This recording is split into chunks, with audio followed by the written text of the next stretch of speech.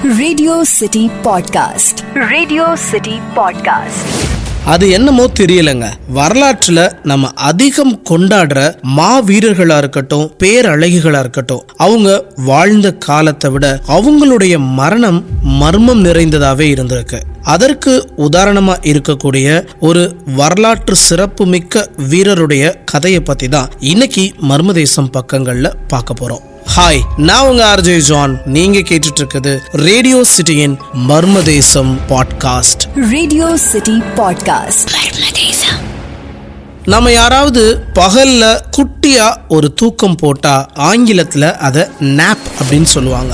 மிக நீண்ட தூக்கம் கிடையாது, கொஞ்ச நேரம், ஒரு 20 நிமிஷம் 30 நிமிஷத்துல குட்டியா ஒரு தூக்கம் போட்டுக்கிறவா அப்படின்னு கேக்குறவங்களுக்கு ஆங்கிலத்துல சொல்லப்படுற வார்த்தை நாப். இந்த நாப்புங்கிற வார்த்தை எதுல இருந்து உருவாச்சுன்னு உங்களுக்கு தெரியுமா? இந்த உலகமே பார்த்து பயந்த ஒரு போர் வீரன்னா மாவீரன் நெப்போலியன் தான். நெப்போலியனுக்கு ஒரு பழக்கம் இருந்திருக்கு.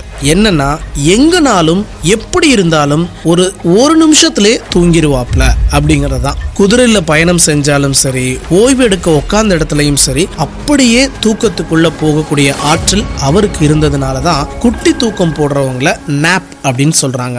1815 வருஷம் பிரெஞ்சு பேரரசுக்கும் பிரிட்டன் கூட்டுப்படைகளுக்கும் பெல்ஜியம்ங்கிற இடத்துல நடந்த போர்ல நெப்போலியன் தோத்து போயிறாரு. அட்லாண்டிக் பெருங்கடல்ல இருக்கக்கூடிய செயின்ட் ஹெலினாங்கிற தீவுல சிறையில் அடைக்கப்படுறாரு.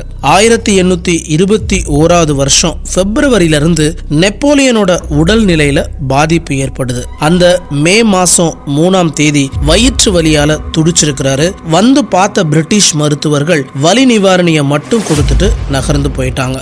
மே மாசம் 5ஆம் தேதி நெப்போலியனோட வலிக்கு நிரந்தர தீர்வா மரணம் கிடைச்சிச்சு. பிரேத பரிசோதனை அறிக்கையில நெப்போலியன் இறப்பை புற்றுநோயால பாதிக்கப்பட்டிருந்தார்னு சொன்னாங்க. நெப்போலியன் அந்த சிறையிலிருந்து தப்பிச்சிருந்தா ஐரோப்பாவோட வரலாறு மாறி இருக்கும். இல்ல அவர் அங்க கொல்லப்பட்டிருந்தா கூட எதிர் விளைவுகள் வேற மாதிரி இருந்திருக்கும். நெப்போலியன் தப்பிக்காத வகையில பார்த்துக்கிட்ட பிரிட்டிஷார் அவருடைய சிறையோட அறை சுவர்ல ரகசியமா ஆர்சனிக் நச்ச தடவி இருந்தாங்க. அதை தொடர்ந்து சுவாசிச்சுட்டு இருந்த நெப்போலியனோட உடம்புல நச்சு கொஞ்சம் கொஞ்சமா கலந்து அவரை கொன்றுடுச்சுன்னு போன நூற்றாண்டுல திடீர்னு ஒரு சர்ச்சை எழுப்பப்பட்டுச்சு. நெப்போலியனோட சேகரிச்சு வைக்கப்பட்டிருந்த முடியில ஆர்சனிக் படிவுகள் இருக்கிறதையும் நிரூபிச்சாங்க. அதெல்லாம் கிடையாதுங்க, நெப்போலியனோட அப்பாவுக்கும் இரைப்பை புற்றுநோய் இருந்திருக்கு. அவங்க குடும்பத்துல சில பேருக்கு வயிற்று வலியும் இருந்திருக்கு. அதனாலதான் அவருடைய நிறைய புகைப்படங்கள்ல பேண்ட்டுக்குள்ள கைய விட்ட அவர் வயிற்றை தாங்கி பிடிச்ச மாதிரி இருக்குன்னு இவங்களும் சொன்னாங்க. இரைப்பை புற்றுநோயால பாதிக்கப்பட்டதுக்கு பின்னாடி அதிகபட்சமா வாழக்கூடிய வருடங்கள் 1 வருஷம்தான் மருத்துவர்கள் அடிச்சு கூறுறாங்க. ஆனா எந்த விதமான நோயும் இல்லாம சிறையில அடைக்கப்பட்டிருந்த ஒரு மாவீரனோட மரணத்தினுடைய மர்மம் இன்றளவும் தொடர்ந்துகிட்டு இருக்கு. நான் உங்க ஆர்ஜே ஜான். நீங்க கேட்டுட்டு இருக்குது ரேடியோ சிட்டியின் மர்மதேசம் பாட்காஸ்ட்.